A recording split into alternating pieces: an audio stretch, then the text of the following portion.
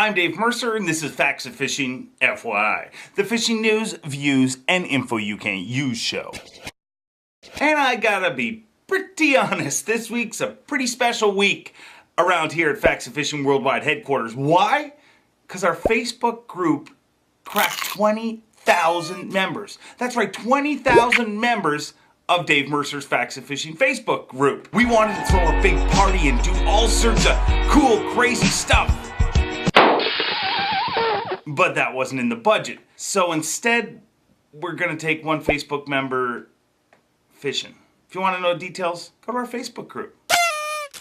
Okay, so our first story this week, this is basically, most likely, potentially, the most aptly named town in the history of town names. Before I tell you the name of the town, I'm going to tell you the story. It starts in California. I want to do something with my life. While everybody all over the world is searching for a way to get kids to put down their Game Boy and get outside and enjoy the outdoors, this town doesn't seem to care much about that. Because this week, basically what they're doing is they're having a vote to try and ban fishing in local waterways. That's right, children. If it's a municipal waterway, you can't go there, you can't fish or net crayfish or do any of the things that we all grew up doing. I am Pepe the King Prono guy. And here's the kicker. The name of the town? Walnut, California. Well, hopefully the Walnutians or Nutters or whatever you're called if you live in Walnut, California, hopefully they smarten up because there's tons of great things that the sport of fishing can do. I mean, it gets people outside, it gives them a passion, a pastime, it solves crimes. That's right, I said solves crimes. It does. It solves crimes. Just ask tournament angler Simon Frost and he'll tell you. You see, Simon was out on the Welland Canal, which runs off of Lake Erie. He was searching around for a hot spot. He was catching a few fish. He was using his side imaging unit to really identify the structure he was fishing. And what did he find? Well, he found something big. A car. That's right, he found a car. Well, after fishing it for a few minutes, he decided to call the police and found out that that was a car they'd been looking for. The car's since been removed from the river, and Simon solved a crime.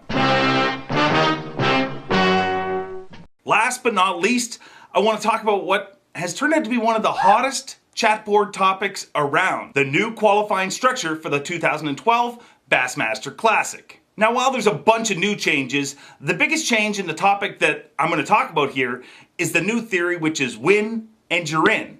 Win a tournament and you're in the Bassmaster Classic. It seems that some people aren't in favor of this new qualifying structure. Why? Because you just have to win a tournament. Just a tournament. I mean, think about it. All you gotta do is go win a tournament. In the past, they used to take the top 36 from the Toyota Tundra Bassmaster Angler of the Year points. They've changed that. Now they're only taking 28. But those 8 spots didn't disappear. They're reallocated to the winners of the events. So if you win one of the elite events, you're in the Bassmaster Classic. Also, if you win a Bassmaster Open event, you're in the Bassmaster Classic. Some people feel that they're not rewarding consistency. And you know what? Maybe you've got a point. Maybe they're rewarding winning. Isn't that the point of any sport? To win? Yeah.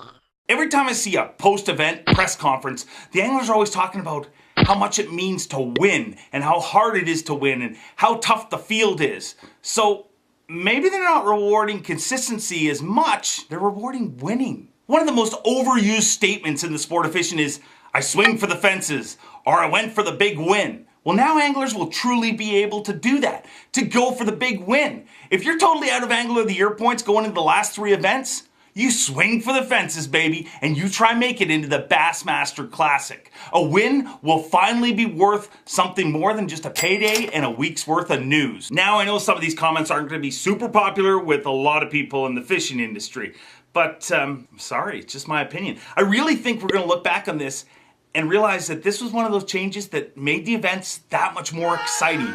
You know, as far as rewarding consistency goes, they're still taking 28 anglers from Angler of the Year, which is 30% of the field, which is pretty consistent with other pro sports. So I put my hands